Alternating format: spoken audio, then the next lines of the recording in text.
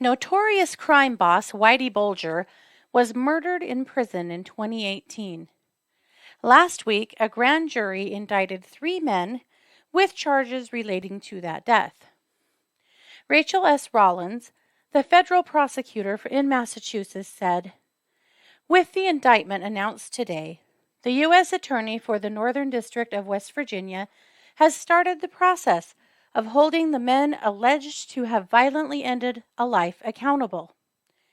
In the truest of ironies, Bulger's family has experienced the excruciating pain and trauma their relative inflicted on far too many, and the justice system is now coming to their aid."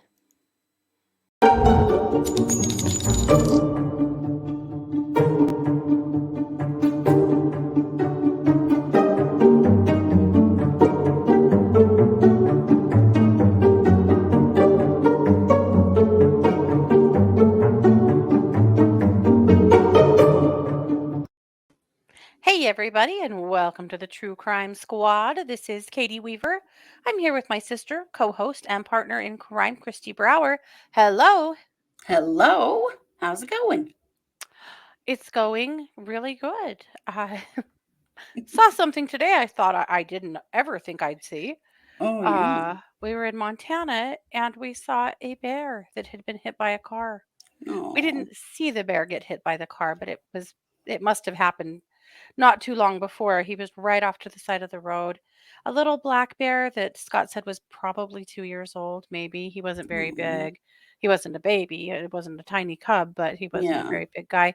Um, yeah. How That's sad sad, is that? though. I know. Yeah, I don't want bears getting hit. Dang it. No, heartbreaking. So, boo, Montana. What the hell? Right? Hitting Yeah. bears. Isn't that something? Yeah. Only in Montana. Not really, it happens in Idaho too, but I've It never is. seen it happen before, seen one like that. Yeah, I've never seen one on So, the side of the road either. I've heard of it, but yeah, yeah, it's too poor bad. guy.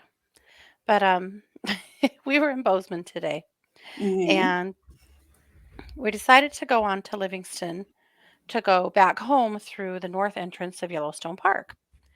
And, Yellowstone had those big floods not too long ago, and the north Yeah. entrance had been closed. But for some reason, I thought it was open, and I did Google it, and I saw something that said it was open. So I'm like, "Yeah, no, we're good. It's open." So we drove more than an hour out of our way to Gardner to discover that it is not open. So it was a 3-hour waylay. Oh, Yeah. damn it. So that was bad, but, the drive was nice. Well, So I'm glad the drive was nice, but yeah, that is a real and bummer because the company was great. I was there, so well, I'm sure you were a fucking delight as always. as always. Oh my god, I still can't believe. Yeah, I Scott wasn't thrilled. He wasn't thrilled, but it's, Yeah, I can imagine. it's fine. Gardner's a cute little town to visit, so, it's fine, but in It case is. anyone's wondering, no, the north entrance is not open. Yes.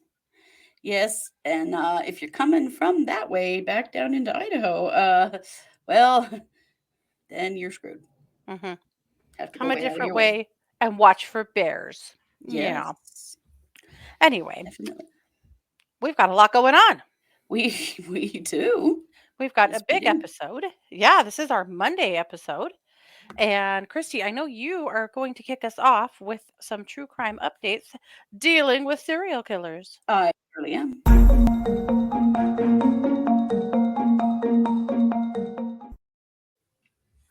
Have you ever heard of the serial killer who was dubbed Devil's Disciple? No. Me either. He's a British serial killer, and he's been in prison for since the mid 70s. Here's a picture of him. And right now he's due for a parole hearing in November. He's Oh. been in prison for 47 years, Oh my God. and it's possible that he could be released. Wow. His name is Patrick Mackay or Mackay. It's probably Mackay. Around here, we would say Mackay, but Mm-hmm. I bet the Brits say Mackay. Um, he called himself the devil's disciple. Oh. He was convicted of 3 murders. Let's see. But then he did that thing that also lots of serial killers do when they're in prison. He confessed to a bunch of others Uh, and then recanted. of course. Yeah. The problem is that in the 47 years that he has been in prison, the police just haven't really bothered to investigate all those other crimes that he said he did. Oh, well, gosh. So, They've family been members, busy. How could they have time? right, family members of the known victims and of the suspected victims are way up in arms about this and Mm-hmm. are very sure that he should not be released ever. It kind of seems like someone who murders people and calls himself the devil's disciple might be somebody that we just want to keep, under lock and key. That's just a thought. Right? The problem though, we're talking about the UK legal system, Hmm. and he was only convicted of manslaughter on all 3 of those. Oh, And they don't jail people for life. no. Actually, That's not 47 really years is actually probably really long it is. for And manslaughter charges. Yeah. that's why people are freaking out because based on their laws, he's pretty well served his time. Hmm. But something happened last year that really has people up in arms. There was another serial killer. His name was Colin Pitchfork because of course it was. I mean, Pitchfork. like That was his real name? that was his real name. Wow. And he had been in prison for the rape and murder of 2 teenage girls. Oh. And when he was let out, they almost immediately had to pick him up and put him back in prison because he started approaching young women. Oh So, my God. UK is like, listen, don't be letting these jackasses out of prison. Just because Yeah, they've been in there for all this time does not mean that they are reformed. right. So there's lots of worry Sure. around the devil's disciple and releasing him. So it's coming up in November, his parole hearing.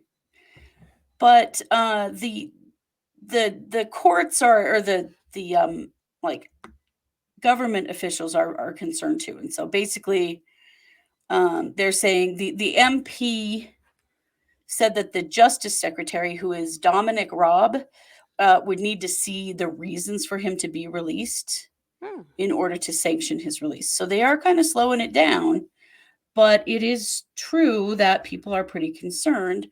They're pretty concerned also because he he gave information on some of the crimes that he did and then didn't commit Mhm. that could only have been known by the killer.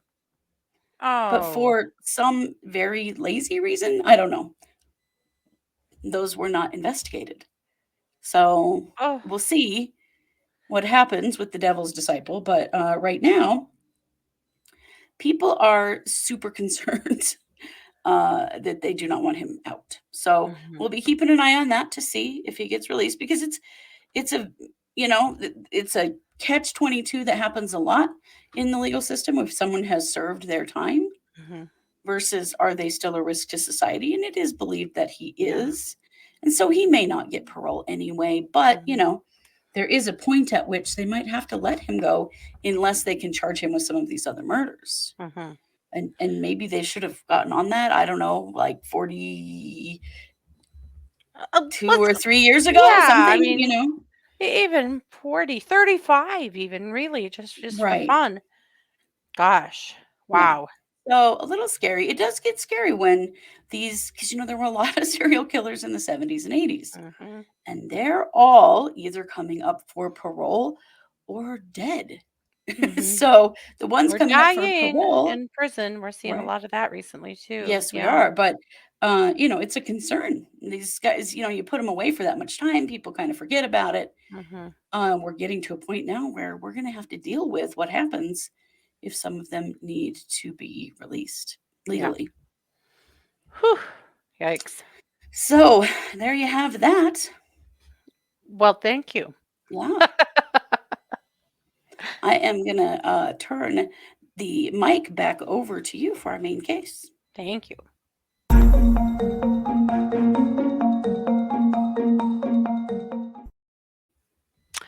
Whitey Bulger, otherwise known Whitey as Bulger. James. Do you know why he was called Whitey Bulger? Because his hair was white. Yeah, he had platinum blonde hair. That's right. Yeah. And you probably know, that he was a notorious crime boss, an organized crime guy, criminal. Right. Hmm. So I'm going to tell you, I want to give you a little bit about his background. Now, obviously, this is, Cliff's Notes. There's Right. so much that's been written about him. There's so much that has been, there's so much murderabilia out there of his. It's Oh, really? crazy. Yeah. Yuck. Oh, yeah. Whitey Bulger stuff is highly collectible. Yeah. What's wrong with you people? Anyway, Yeah, right? I don't. but Murderabilia makes no sense to me. I don't want anything that belonged to a serial killer at all, mm, ever. and he's never been classified as a serial killer, but he really could be. Hmm. Well, kind of. I mean, his was more organized crime, but still, I mean, he has a lot Right. of murders. We'll get there. We'll get there. But I will say he was tried for 19 murders and convicted of 11. I mean, he was in prison for killing 11 people. But some of Hmm. them were hits for hire and it's Right. Right. it's all that crime stuff. Okay. Hmm. He was born in 1929, and by the time he was actually born in Massachusetts to Irish American parents, and he grew up in South Boston. His dad was a longshoreman. When he was 10, he ran away with the circus briefly. As you Yep, do. as you do. He was first arrested when he was 14 for stealing.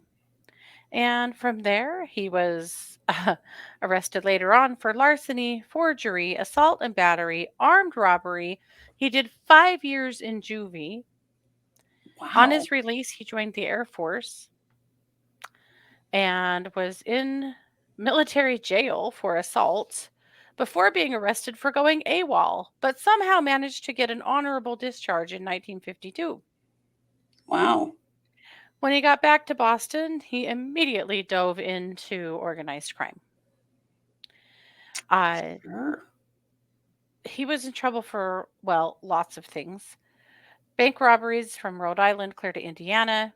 In 1956, he was sentenced to 25 years in federal prison. 25 years. Wow. If he had really served all of that time, we might not even know who this dude is. Right.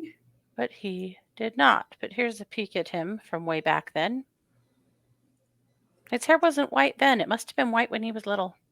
You know how I some guess so. kids just Because always have white hair, or yeah, have such white hair? I Anyway, did. I had yeah, white blonde curly hair when I was little. yeah. So while he was in prison, he was in for 9 years. He was in Alcatraz for a while because he was discovered making plans to escape from the prison he was in Atlanta. Oh, wow. And he loved Alcatraz. In 2011, he told CNN, "If I could choose my epitaph on my tombstone, it would be, 'I'd rather be in Alcatraz.'" Wow. I Hmm. mean, dude, Yeah, shoot for the stars? right? As you do, I guess. Yeah. So Yikes. when he got back from that 9 years in prison, he, as you do, apparently went directly right back to a life of crime. And he was an enforcer for an enforcer for crime boss Donald Killeen. Well, in 72, Killeen was gunned down. So he joined the He was Winter Hill cleaned. Gang.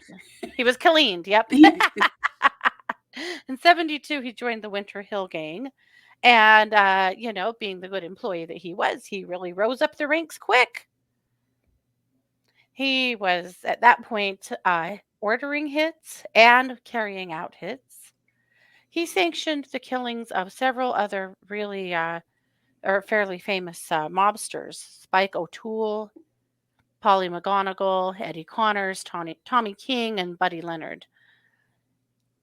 By 79, he was very well known and became the boss of the Winter Hill Gang. So, over the next 16 years, he got to be basically at the top the, with his gang of the drug dealing, bookmaking, and loan sharking stuff going on in Boston. So, a lot of this was drugs, it was also horse racing. Oh, I didn't know about the horse racing. That's Wow. where the loan sharking, a lot of it was coming in. Yeah. Oh, from the gambling? Hmm. Oh, Yeah. gotcha. But here's the thing: from 1975 to 1990, he was also an informant for the FBI. That's a really long time to be an informant while committing crimes. And the FBI was just kind of looking the other way at his bullshit because they were also getting help from him. So this went on for quite a while. Part of it is because his brother, William, was in the Massachusetts State Senate for a long time and had a lot of Wow. friends in high ranking places.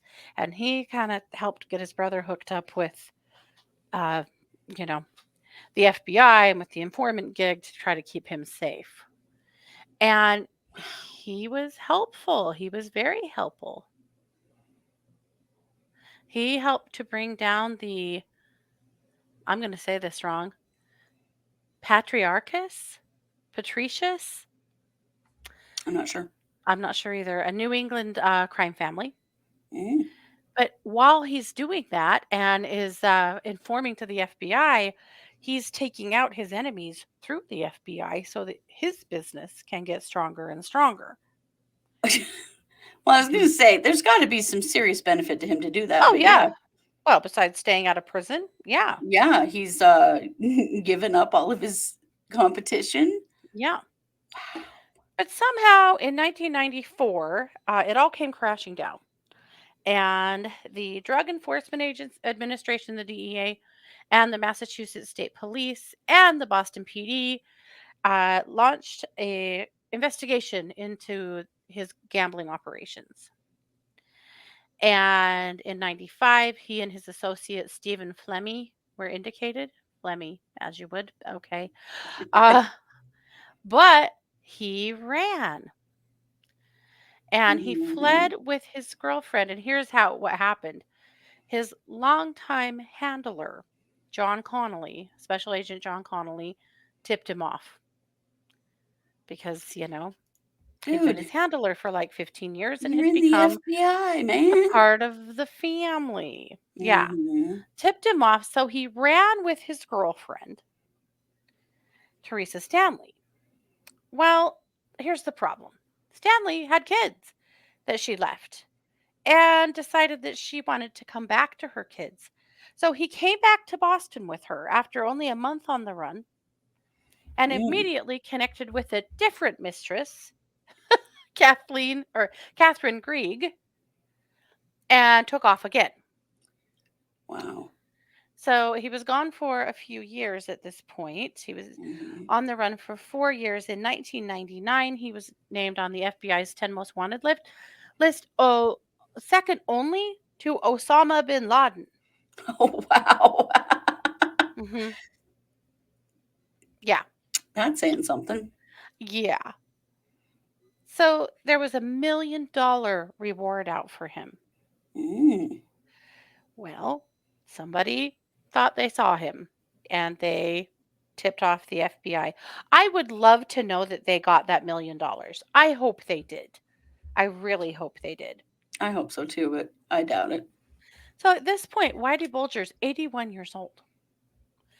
And he and Catherine have been living, and get this, in a rent controlled apartment as retirees in, in Santa Monica, California. Man, this dude can just become anything, can't he? Apparently. So they get the landlord to trick him into coming down to the garage area. He told him that his lock had been broken off and he needed him to come down there and see. So he did, and they had agents there that surrounded him. And he immediately started insisting that he was one of his aliases. And they just pretty much insisted that, no, you're not. And he finally said, oh, fine. You know who I am. I'm Whitey Bulger. Yes, Whitey, we know. Mm-hmm. So in the apartment, they find 30 guns, $822,000 in cash, knives and ammunition, most of which was hidden in the walls. Oh my God. Yeah. I mean, does it escape anyone that they were living in a rent controlled apartment and had Yeah. nearly $1 million in cash in there? Where did they get said rent controlled apartment? Right? Where was the original tenant at this point? Right? They were I just these wonder.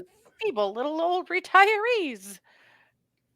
And also, he was a mass murderer. Mm-hmm. So she was arrested too and was sentenced to 8 years in prison for conspiracy to harbor a fugitive, conspiracy to commit identity fraud, and identity fraud. That's how identity fraud. Mm-hmm. So in 2013, his trial begins. He was on a 33 count indictment, Wow. including money laundering, extortion, drug dealing, corrupting FBI and other law enforcement officials, and participating in 19 murders, Jesus. Wow. and federal racketeering for running a criminal enterprise from 1972 to 2000. So, I mean, at this point, he is 82 years old. Yeah. Wow. So, after a 2-month trial, he's found guilty on 31 counts. He was found not guilty on 7 murders and could not reach a verdict on 1 murder. So he was sentenced to 2 life sentences plus 5 years in prison, which honestly seems kind of light considering, but what do I Mm-hmm. know? But okay. So he goes to prison. And in the 5 years that he's in prison, there are problems with him. He is moved twice. There's threats to his life. He makes threats to other people's lives. There was also Mm-hmm. an incident with him threatening and potentially harming a health worker. Like, he wasn't a model citizen. Well, I Big mean, he's been a surprise. gangster for life, so Yeah. wow. In 2016, they asked the U.S. Supreme Court for an appeal because his attorney still says he was an informant. You can't arrest him. And the US Supreme Court was like, bye-bye. But in 2018, on October 30th, he didn't show up for breakfast. And in the prison he was in, they opened the cell doors fairly early in the morning. And then when it's breakfast time, everybody shovels down to breakfast. Well, Whitey didn't show for breakfast. I mean, realize at this point, he's in his mid 80s, Yeah. well, mid to late 80s. He's old. So a guard goes to his cell and he's laying in his bed, wrapped in his blanket on his side. And he thinks maybe he's just still asleep. So he goes in and talks to him and he doesn't budge. So he kind of pulls back his blanket and discovers that he is beat to pieces and essentially was beat to death. Oh wow. His family has pushed and pushed for an indictment. They want justice. Mm-hmm. I get it ish, but what? Yeah. That happened in Hazleton, West Virginia Penitentiary. Mm. At any rate, so that's what happened then, and that was in by 2018. Well, Mm-hmm. between now or then and now, there really hasn't been anything except for that. Yes, his family has pushed really hard for justice for his murder, which others have found to be quite ironic. I can imagine. Yeah. So last week, it was announced that 3 men have been charged in his killing. Two of the men that were charged are also linked to organized crime. We have Freddie Geese, Polly Colagero, and Sean Mckinnon. What up, Sean? You can't have some kind of cool gangster name? Right? How Maybe boring. like Sean the Pawn or Little Sean. Sean or Silly Sean or Sean the Shark. Nothing? Just Yeah. Sean Mckinnon. Hmm. Well, the other two were still in prison for all of their, you know, collective bullshit. But Sean was Mm-hmm. not. He was out and was rearrested. So it's the other two men, it's Polly and Freddie, that were charged with conspiracy to commit first degree murder. Well, they were all charged with conspiracy to commit first degree murder. Sorry. Mm-hmm. Sean was also charged with making false statements to a federal agent. He didn't actually do the beating. It sounds like he was the watch guy. Oh, look out. Yeah. Now, Freddie and Polly are the ones that did the actual beating, and so they are also charged with aiding and abetting first degree murder and assault resisting in bodily injury. So there you go. Now, it's going to be interesting because there's no, at this point in the indictment, there's no real reason why. I mean, I'm sure you could come up with several right off the top of your head, but I Right. think it's very curious. Were we settling a score here? Was there a hit on him from some other family? I mean, he was informing for the FBI for 15 years and Right. did bring a bunch of other crime families down. Yeah. So, where did this come from? Who ordered this? Did Mm-hmm. someone order this? So, I'm interested in this and watching it march through the courts and hear a little more about what evidence they have and what the possible motive is and stuff like that. So, gonna Yeah. be interested to watch this. But and in the intro, I shared this quote, but I think it's worth sharing again. So the prosecutor from Massachusetts, who has dealt with his bullshit for a long time, Rachael Rollins, she wants to be sure that he's not interpreted as any kind of sympathetic victim, that we remember, what a complete and total, nightmare this human is.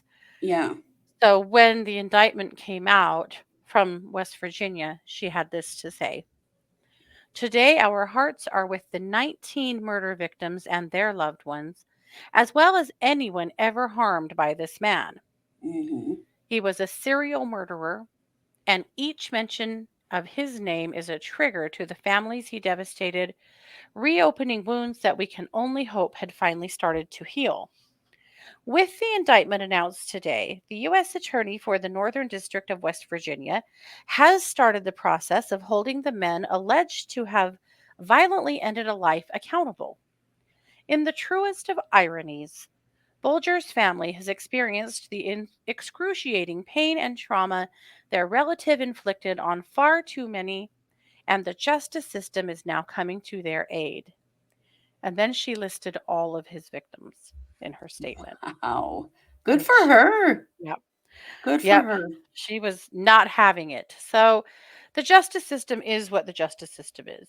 And, Right. a crime was committed, a murder happened, and one of those people, little Sean, is it little Sean? No, that's already a guy and he doesn't deserve this. Uh Sean the Pawn, Sean the Fawn. How's the Fawn? I don't know, Sean. You need a better gangster name is all I'm saying. I mean, this is Right. ridiculous to be honest. This is very He's the only one that was on the street, and I think the other two are already in prison for basically ever for their other, you know, mentions to bullshit. But here we are. So anyhow, I think it's an interesting case worth talking about and paying attention to. mm-hmm. Definitely. It is one of those philosophical questions that we come across all the time in doing true Hmm. crime about, should anyone give a shit that Whitey Bulger got beat to death in prison in his late 80s. But Yeah. that is still a human being, and if we don't want him committing murders, then we don't want anyone else committing murders either. Hmm. But yeah, it is an interesting one. It is. It is for sure. Yeah. So we'll keep an eye on it and come back to report. In the Okay. meantime, and Christy, you have another true crime update for us about a serial killer. We I are know. just I serial think there killers was all the an time today. unintentional theme here.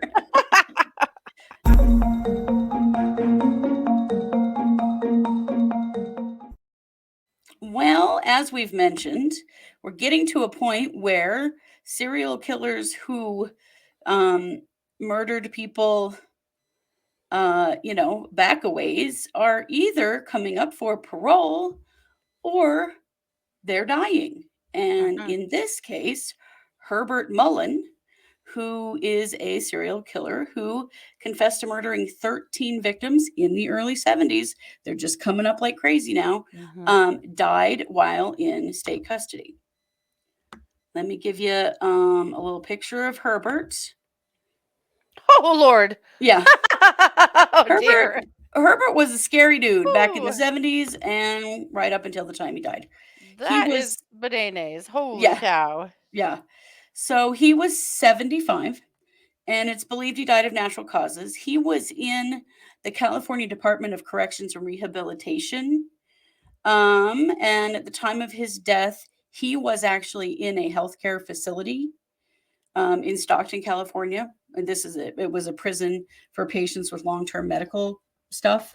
It hasn't Okay. been released yet what he died of, but it's believed that he did, die of an illness of some sort. Mhm. He was 25 when he started his murder spree in Santa Cruz, California. He killed an entire family at one Oh, point. He murdered a priest inside a confessional booth.